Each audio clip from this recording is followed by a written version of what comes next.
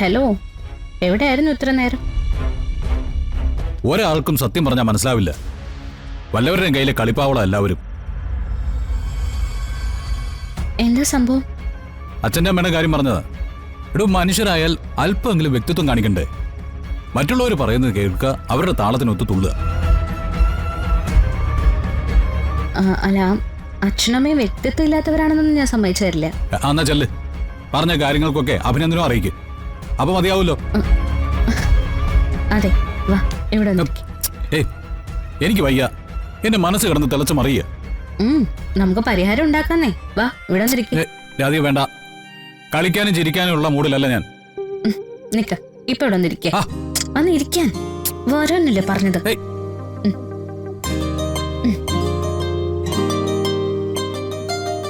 അച്ഛനും അമ്മയും എന്താ പറഞ്ഞെന്ന് എനിക്ക് ഊഹിക്കാവുന്നതേ ഉള്ളൂ. എന്നെ കൊണ്ടേ കളയാൻ പറഞ്ഞോ? എനിക്ക് കരയാൻ വേണ്ടിട്ടല്ല ചോദിക്കുന്നേ. ഇവിടെ എന്തൊക്കെയോ കളികൾ നടക്കുന്നുണ്ടെന്നുള്ള കാര്യം വരുന്ന അറിയാലോ. അറിയാം. അച്ഛനും അമ്മയ്ക്കും വിശ്വാസം തോന്നുന്ന രീതിയിൽ അവര് ചെയ്തു കൂട്ടിയതൊക്കെ അറിയില്ലേ? അറിയാന്നേ. ഇത്രയൊക്കെ അറിയുന്ന ആള് അച്ഛനെ അമ്മയെ എന്തിനാ കുറ്റം പറയുന്നേ? ഇത്രയ്ക്ക് എന്തിനാ ദേഷ്യം വരുന്നേ?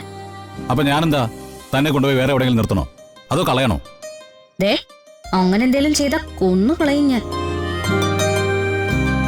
കാറ്റടിക്കുന്ന ശബ്ദം കേട്ട കരഞ്ഞിരുന്ന ഒരു രാധിക ഉണ്ടായിരുന്നു. അതൊക്കെ പണ്ട്. ഇപ്പൊ എനിക്ക് അങ്ങനത്തെ പേടിയൊന്നുമില്ല. നമുക്ക് രണ്ടുപേർക്കും പരസ്പരം നന്നായിട്ട് അറിയാം. ഇനി വരുണിൽ നിന്ന് എന്നെയോ എന്നിൽ നിന്ന് വരുണിനെയോ പിരിക്കാൻ ആർക്കും സാധിക്കില്ല. കുറച്ചൊന്നും പരീക്ഷണല്ലോ നമ്മൾ അനുഭവിച്ചത്. അതിനുശേഷം ഒന്നിച്ച് ചേർന്നിട്ടുണ്ടെങ്കിൽ അത് മരണം വരെ ഒന്നിച്ച് ജീവിക്കാനാ. ആത്മാവോ പ്രേതോ പൂജാരിയോ ബാധ ഒഴിപ്പിക്കലോ എന്താന്ന് വെച്ചാൽ നടക്കട്ടെന്നേ. ഉള്ളില് ചിരിച്ചുകൊണ്ട് നമ്മള് രണ്ടുപേരും അത് നോക്കി നിന്നാ തീരാവുന്ന പ്രശ്നേ ഉള്ളൂ.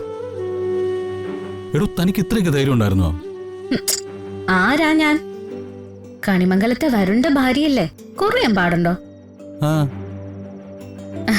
അതുകൊണ്ട് പൊന്നുമോനൊരു കാര്യം ചെയ്താൽ മതി. ഇപ്പോ മനസ്സിനകത്തുള്ളൊരു ദേഷ്യം ഉണ്ടല്ലോ, അതങ്ങ് കളഞ്ഞേക്കേ. എന്നിട്ട് നല്ലൊരു ചിരിയുണ്ടല്ലോ, എന്റെ കള്ളക്കണ്ണന്റെ ചിരി. ആ ചിരി ഒന്ന് ചിരിച്ചേ. ആ ചിരിക്കേ.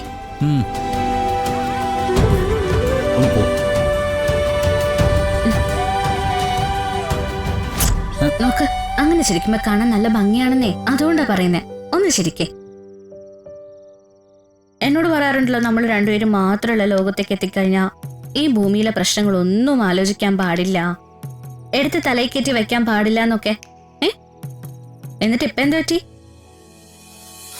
ചിരിക്കുന്നുണ്ടോ?